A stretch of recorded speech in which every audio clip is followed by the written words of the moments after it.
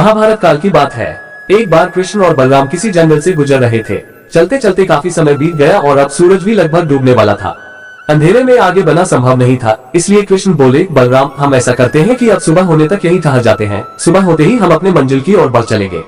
बलराम बोले, पर इस घने जंगल में हमें खतरा हो सकता है, यहाँ सोना उचित नहीं होगा, हमें जागकर ही रात बितानी होगी। अच्छा, हम ऐसा करते हैं कि पहले मैं सोता हूँ और तब तक तुम पहरा देते रहो, और फिर जैसे ही तुम्हें नींद आए तुम मुझे जगा देना, तब मैं पहरा दूंगा और तुम सो जाना, कृष्ण ने सुझाव दिया। बलराम तैयार हो गए। कुछ ही पलों में कृष्ण गहरी नींद में चले गए और तभी बलराम को एक भयानक आकृति उनकी ओर आती दिखी। वो कोई राक्षस था। राक्षस उन्हें देखते ही जोर से चीखा और बलराम बुरी तरह डर गए। इस घटना का एक विचित्र असर हुआ। भय के कारण बलराम का आकार कुछ छोटा हो गया और राक्षस और विशाल हो गया। उसके बाद राक्षस एक बार और चीखा और पुनः बलराम डरकर कांप उठे। अब बलराम और भी सिकुड़ गए और राक्षस पहले से भी बड़ा हो गया।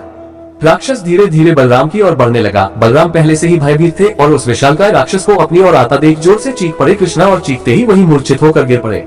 बलराम की आवाज सुनकर कृष्ण उठे। बलराम को वहां देख उन्होंने सोचा कि बलराम पहरा देते देते थक गए और सोने से पहले उन्हें आवाज दे दी। अब कृष्ण पहरा देने लगे। कुछ देर बाद वही राक्षस उनके सामने आया और जोर से चीखा। कृष्ण जरा भी घबराए नहीं और बोले, बताओ तुम इस तरह चीख क्यों रहे हो, क्या चाहिए तुम्हें?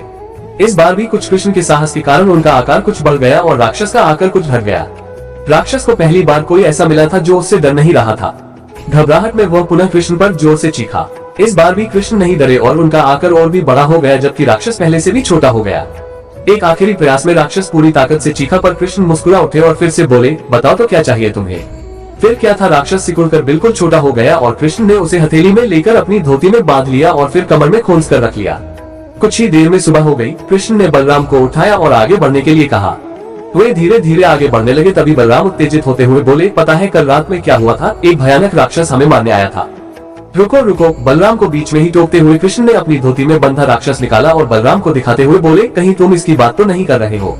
हाँ, ये वही है, पर कल जब मैंने इसे देखा था तो ये बहुत बड़ा था, ये इतना छोटा कैसे हो गया? बलराम आश्चर्यचकित होते हुए बोले। कृष्ण बोले, जब जीवन में तुम किसी ऐसी चीज से बचने की कोशिश करते हो जिसका तुम्हें सामना करना चाहिए, तो वो तुमसे बड़ी हो जाती है और तुम पर नियंत्रण करने लगती है। लेकिन जब तुम उस चीज का सामना करते हो जिसका सामना तुम्हें करना चाहिए, तो तुम उससे बड़े हो जाते हो और उसे नियंत्रित करने लगते हो।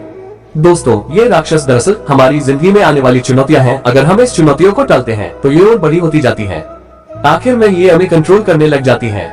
इसलिए हमें इनका साहसपूर्वक सामना करना चाहिए ताकि हम उन पर काबू पा सके। इस प्रकार चुनौतियों का डट के सामना करने से वो छोटी सी हो जाएगी, जिससे हम आसानी से उन पर नियंत्रण कर सकते हैं और सफल हो सकते हैं।